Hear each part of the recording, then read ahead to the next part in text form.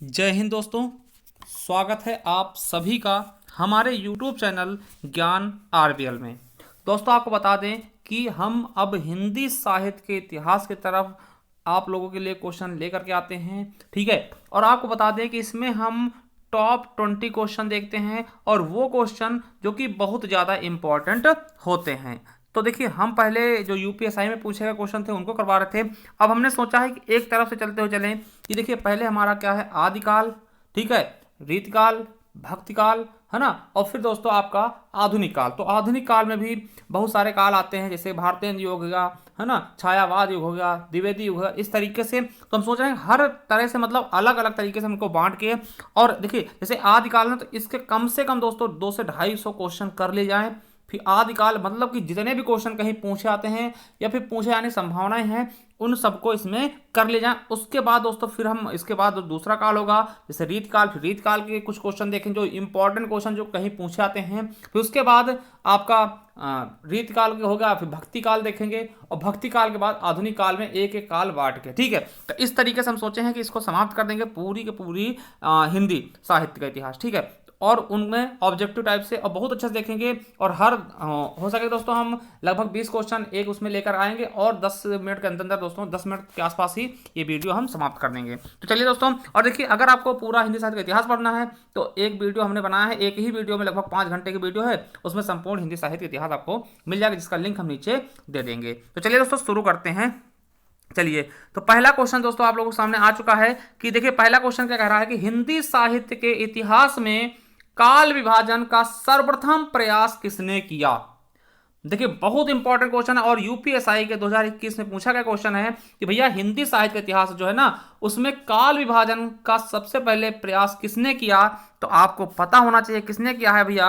आचार्य Ramchandra Shukla, George Grierson, मिश्र बंधु या गारसादा तासी। तो आपको याद रखना भैया कि जॉर्ज ग्रियर्सन भैया एक लोग थे जिन्होंने सबसे पहले क्या किया है। तो आपको बताना है कि भैया इन्होंने काल विभाजन करने की कोशिश की है, और 11 भागों में दोस्तों हिंदी साहित्य के इतिहास को बांटा था, जो कि सर्वमान तो नहीं है, मान्य नहीं है, मगर फिर भी दोस्तों सबसे पहले इन्होंने ही प्रयास किया था। चलिए आगे देखते हैं। दूसरा क्वेश्चन क्या है कि हिंदी साहित्य का काल विभाजन सर्वप्रथम किस रचना में किया गया।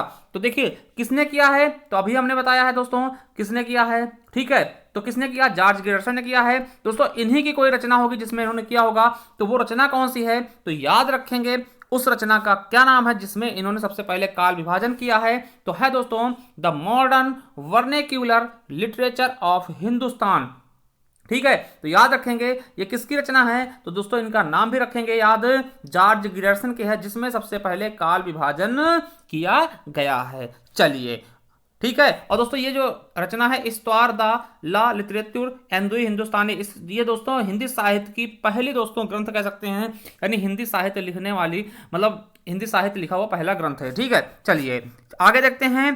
तो हमारा ए ऑप्शन बिल्कुल राइट होगा। नेक्स्ट क्वेश्चन क्या है कि हिंदी साहित्य के विभिन्न कालों का काल विभाजन करके नामकरण करने वाले प्रथम इतिहासकार कौन से। दोस्तों देखिए, क्वेश्चन घुमा के आ रहा, क्या क्वेश्चन को घुमाया जा रहा है दोस्तों, मगर आपको वही चीज समझना है कि भैया जहां पे काल विभाजन की बात आए ना, तो वहां पे आपको कहीं जाना है, चुपचाप से आप जॉर्ज ग्रियर्सन को टिक कर देंगे। देखिए क्वेश्चन कैसे भी आए, काल विभाजन का सबसे पहले शुरुआत किसने किया, तो भैया जॉर्ज ग्रियर्सन ने किया।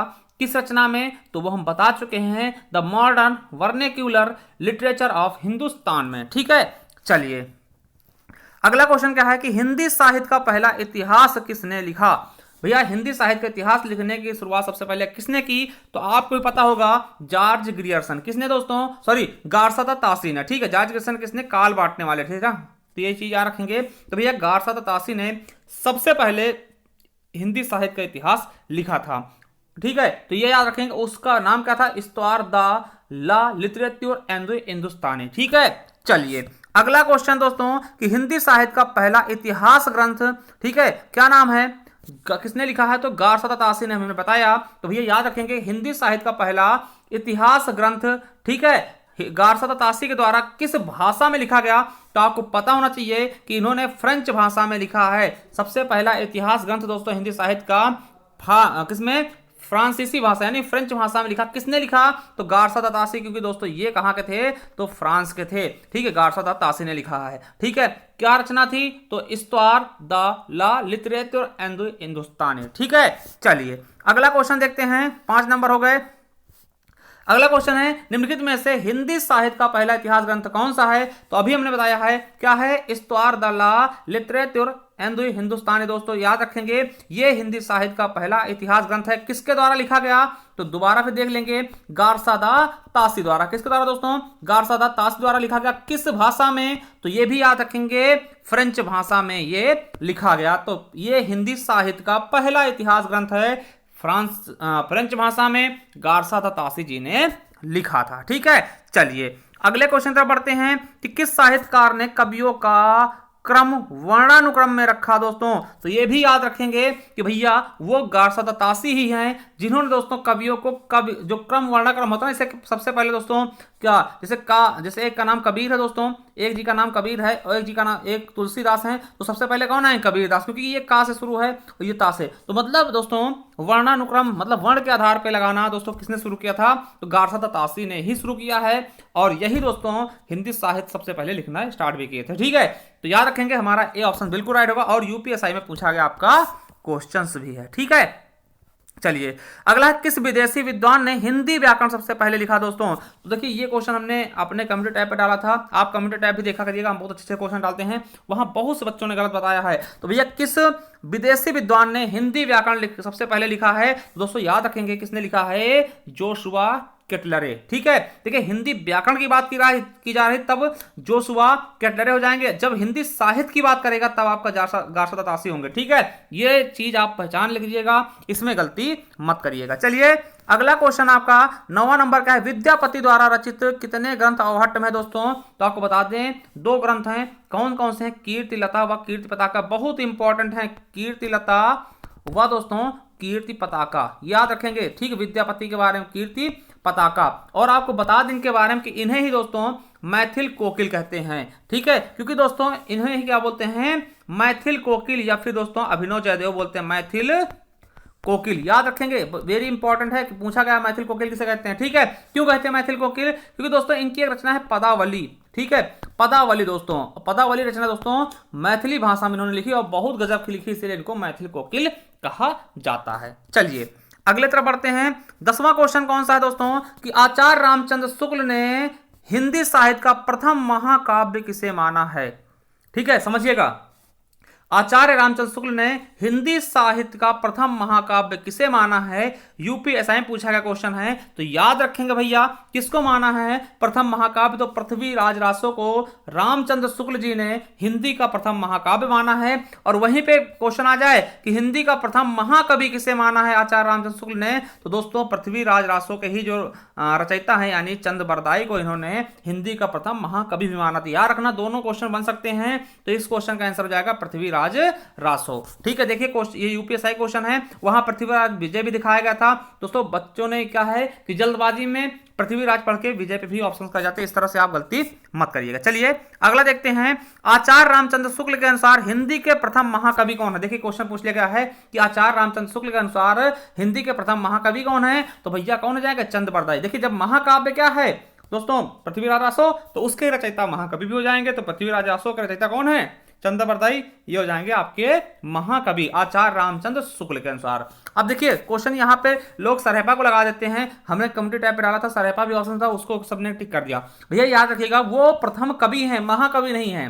ठीक है, और खास करके जब आचार्य रामचंद्र शुक्ल के अनुसार पूछेगा कि हिंदी के प्रथम महाकवि कौन है, तो आपको चंद बरदाई बताना है, ना कि सरहपा। ठीक है, चलिए अगले क्वेश्चन तरफ है, कीर्तिलता की भाषा क्या है दोस्तों? तो अभी हमने बताया कीर्तिलता कौन सी भाषा में है, तो अवहट्ट भाषा में। ठीक है, पदावली दोस्तों आपको पता है मैथिली में लिखी गई थी, तो बिल्कुल सही अवहट्ट हो जाएगा। चलिए यूपीएसआई में पूछा गया क्वेश्चन है। अगला है कि निम्नलिखित में से हिंदी का प्रथम महाकाव्य किसे माना था दोस्तों? तो हिंदी का प्रथम महाकाव्य किसको मानते हैं दोस्तों? तो ये भी आपको पता होना चाहिए किसे मानते हैं, तो पृथ्वीराज रासो को ही दोस्तों हिंदी का प्रथम महाकाव्य माना था। ये भी यूपीएसआई 2021 में ऐसे भी क्वेश्चन पूछे गए हैं। ठीक है, चलिए अगला क्वेश्चन देखते हैं। अमीर खुसरो के ढंग पर मुकरियां लिखने वाले, मुकरिया दोस्तों जो मुकर जाते हैं बात कहकर, ठीक है, उसको मुकरिया बोलते हैं। क्वेश्चन पूछा गया तो अमीर खुसरो की तरह दोस्तों उन्हीं से कॉपी करके दोस्तों किसने लिखना शुरू किया? तो भारतेंदु जी ने। ठीक है, चलिए अगले क्वेश्चन तरफ बढ़ते हैं। नेक्स्ट क्वेश्चन क्या है कि हिंदी साहित्य के प्रारंभिक काल को आदिकाल नाम किसने दिया दोस्तों? यानी कि प्रारंभिक काल को आदिकाल किसने कहा हिंदी साहित्य के इतिहास को? ठीक है, तो दोस्तों किसने कहा है जो आदिकाल था उसको, सॉरी प्रारंभिक काल को आदिकाल नाम किसने दिया? यूपीएसआई क्वेश्चन है दोस्तों, पूछा गया हजारी प्रसाद द्विवेदी जी ने। चलिए अगले क्वेश्चन तरफ बढ़ते हैं। हिंदी साहित्य का आलोचनात्मक इतिहास किसने लिखा दोस्तों? ग्रंथ है, तो हिंदी साहित्य का आलोचनात्मक इतिहास किसने लिखा है? तो डॉक्टर राम कुमार वर्मा जी ने। यह भी आपके यूपीएसआई का क्वेश्चन है, पूछा गया। चलिए अगले क्वेश्चन तरफ बढ़ते हैं कि नेक्स्ट क्वेश्चन क्या है? पृथ्वीराज रासो के रचयिता कौन है दोस्तों? पृथ्वीराज रासो के रचयिता कौन है? तो ये आपको पता होगा क्योंकि बहुत ही सरल है, यूपीएसआई में पूछा गया इसलिए हमने डाल दिया है। चंद बरदाई हो जाएंगे दोस्तों। ठीक है, चलिए अगला क्वेश्चन आपका क्या है कि संदेश रासक खंड काव्य के रचयिता है दोस्तों। संदेश रासक खंड काव्य के रचयिता कौन है? तो अब्दुल रहमान जी है। कौन है दोस्तों? Abdul Rahman. Very very important question है कि संदेश रासक खंड काव्य के रचयिता कौन है? तो अब्दुल रहमान जी हो जाएंगे। ठीक है, याद रखेंगे, वेरी इंपॉर्टेंट क्वेश्चन है। चलिए अगले क्वेश्चन की तरफ पढ़ते हैं जो तो क्या है? निम्नलिखित में से कौन सा रासो काव्य आल्हा खंड के नाम से प्रचलित है? ठीक है, तो कौन सा है दोस्तों? तो इसका बिल्कुल अच्छे से याद रखेंगे दोस्तों, परमाल रासो। और किसने लिखा है दोस्तों? तो याद रखेंगे जगनिक ने लिखा है। किसने लिखा है? जगनिक। और दोस्तों इसी की एक पंक्ति है ना कि 12 बरस लोग कुकर जीवे और 13 लो जिये सियार और बरस 18 छत्री जीवे आगे जीवन को धिक्कार। दोस्तों ये इसी से लिया गया और ये क्वेश्चन आपके अभी दोस्तों यूपी टेट में पूछा गया है। ठीक है, याद रखेंगे वो भी दोस्तों परमाल रासो का ही है जिसे आल्हा खंड के नाम जानते हैं, जिसमें आल्हा उदल के वीरता का वर्णन भी किया गया है। चलिए अगला क्वेश्चन आज का कि निम्नलिखित में से मूलतः गेय रासो काव्य है दोस्तों जो गाने वाला। तो दोस्तों गेय क्या होता है? जो गाने योग्य हो। ठीक है दोस्तों, कौन सा हो जाएगा? तो बीसल देव रासो। क्या? बीसल देव रासो दोस्तों मूलतः क्या है? गेय रासो काव्य है दोस्तों। आपको बता दें कि ये टॉप 20 क्वेश्चन आदिकाल से हो गए। इसका हम नेक्स्ट पार्ट भी जल्द लेकर आएंगे। और आपको बता दें दोस्तों कि अगर आप संपूर्ण हिंदी साहित्य इतिहास की ई बुक चाहते हैं दोस्तों ये आप परचेज कर सकते हैं, जो कि दोस्तों आपके नेट, टीजीटी, पीजीटी, जीआरएफ दोस्तों, जेआरएफ या फिर यूपीएसआई, लेखपाल जो भी एग्जाम है सुपर टेट सभी के लिए इंपॉर्टेंट होगा। हिंदी साहित्य इतिहास में आपको बता दें इसमें सभी प्रकार के पुरस्कार होंगे, ठीक, कवि और उनके उपनाम होंगे, उनके जन्म स्थान होंगे, उनकी रचनाएं होंगी और संपूर्ण हिंदी साहित्य का इतिहास होगा और भी बहुत कुछ इसमें आपको मिल जाएगा। ठीक है दोस्तों, इसका बता दें आपको कैसे लेना है। इस पर आप दोस्तों ये जो नंबर है ना, इसी पे आप 50 रुपये फोन पे, गूगल पे या पेटीएम करके हमें व्हाट्सअप, इसी व्हाट्सअप नंबर पर दोस्तों स्क्रीनशॉट भेज सकते हैं और ये ई बुक हमसे प्राप्त कर सकते हैं। ये दोस्तों इसका लिंक हम नीचे डिस्क्रिप्शन में दे रखे हैं, वहां से जाकर के भी आप ऑनलाइन खरीद सकते हैं। ठीक है, यानी ई बुक के रूप में दोस्तों ये पीडीएफ के रूप में मिलेगी, आप ऑनलाइन भी पैसे कटा के वहां से डाउनलोड कर सकते हैं। चलिए दोस्तों थैंक यू। कैसी लगी क्लास आप हमें जरूर बताइएगा। मिलते हैं नेक्स्ट वीडियो, तब तक के लिए जय हिंद, जय भारत, वंदे मातरम।